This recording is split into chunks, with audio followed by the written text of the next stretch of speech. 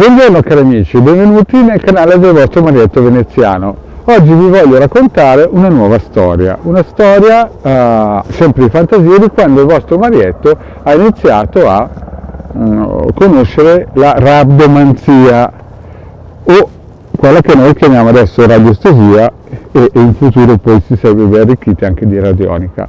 Bene, inizio con questo racconto di fantasia, e qui il vostro Marietto avrà 4-5 anni massimo. E in che condizioni era il vostro Marietto? Era a giocare con due amichetti che erano venuti a abitare vicino. Era un maschietto che aveva un anno più del Marietto e una femminuccia che aveva un anno in meno, erano fratello e sorella. E cosa succede? Succede che un bel giorno d'estate il più grande dice: giochiamo al gioco del pesciolino. Il Marietto ha subito aperto gli occhi come due fanali. Qui si gioca al gioco del pesciolino e siamo su in montagna. Bene. Adesso voglio scoprire come giochiamo. Allora l'amichetto che era più grande e aveva più esperienza di giochi spericolati dice: prendiamo un bastoncino, ci mettiamo un cavetto e poi sotto un sassolino e facciamo finta di essere dei pescatori. Allora andiamo nei boschi, prendiamo questi 3 ramicelli lunghi a massimo 1 metro, prendiamo uno spago dalla casa del mio amichetto e ci mettiamo sotto un sassolino, poi andiamo sul muretto con sotto un piazzoletto e facevamo finta di essere dei pescatori. Io era la prima volta che mi mettevo a pescare nell'aria e via, stiamo lì. Ma dopo un minutino che eravamo lì, un pochettino a sperare che arrivasse il pesciolino fantasma, a un certo punto il mio sassolino ha cominciato a girare. Girava e io guardavo il sassolino che girava. Gli altri 2, il bambino e la bambina, quando hanno visto che il mio continuava a girare, si sono spaventati e io non capivo perché loro non girassero. E il più grande, chiaramente, che era un grande spione, corre dalla mamma, va su in casa e gli dice che il mio sassolino continuava a girare, anche io ero spaventatissimo, pensavo di aver fatto qualcosa di male. Capite che il vostro Marietto, insomma, anche a 5 anni combinava una più del diavolo. Morale della favola, cosa succede? La mamma corre giù subito e guarda la scena, mi fa mettere lì con la mia canna da pesca a fantasia, mi guarda un po' e vede che il sassolino comincia a girare come un elicottero, come una palla di un elicottero. Anche mi dice: seria, tu sei un rabdomante. Io spaventatissimo, a 5 anni che si sente la parola rabdomante, ho pensato: cavoli, mi sta dando del diavolo. Sì, perché il vostro Marietto ogni tanto è andato all'asilo c'erano le suore e spiegavano cos'erano i diavoletti.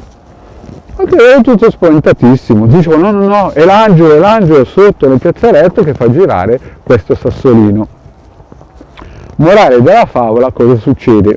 Succede che il giorno dopo si vede che la signora ha telefonato al padrone della casa. Il mio ex padrone del casa, voi sapete che aveva tutte le 4 case su questa scalinata, e chiaramente corre su, perché era successo anche il voyant. E la signora sicuramente aveva detto che sotto, visto che lei mi aveva visto come un rabdomante, sotto ci doveva essere un corso d'acqua.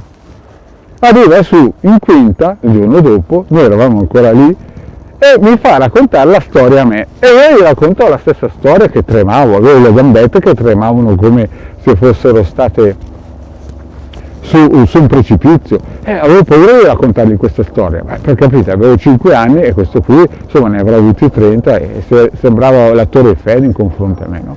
E io racconto la storia, allora lui mi guarda con lo sguardo di quello che ti fa una radiografia, ascolta ogni passaggio, ti guarda bene, ti scruta, va nei boschi, prende lui un rametto e costruisce lui stesso una canna da pesca col sassolino.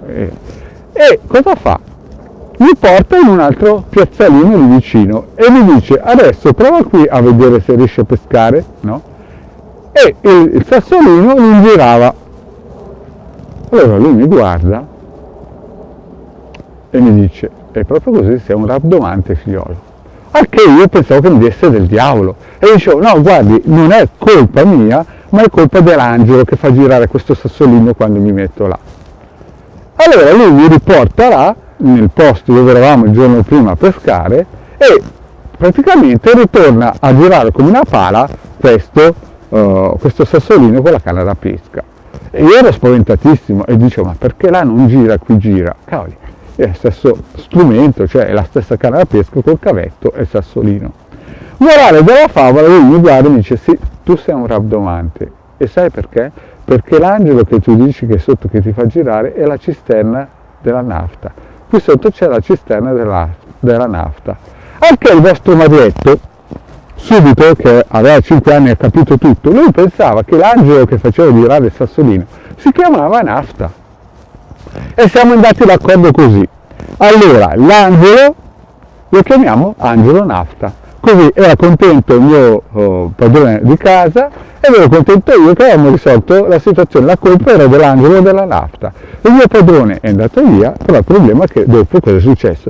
La faccenda si era sparsa in paese e purtroppo è successo che dopo la gente veniva con la schedina del Totocalcio e con una caramella si faceva fare le schedine. Però questa è un'altra storia che vi racconterò in un'altra pillola. Quindi, cari amici, avete capito come il vostro Marietto veneziano ha iniziato a capire a 5 anni che era un rabdomante. La storia è corta, è chiaro, sarebbe più ricca di particolari, però in questo momento questa pillola qui la taglio corta perché vi racconterò altre pillole di quando poi a 10 anni ho incontrato un personaggio molto importante che mi ha fatto vedere i primi circuiti radiostesici e radionici. Però cari amici, questa è per la prossima pillola. Grazie di avermi seguito fino qui, grazie se vi volete iscrivere al canale di Hildegard e Marietto Veneziano, vi auguro una bella giornata, andate a visitare anche i gruppi di Facebook di Hildegard e Marietto Veneziano e alla prossima, ciao!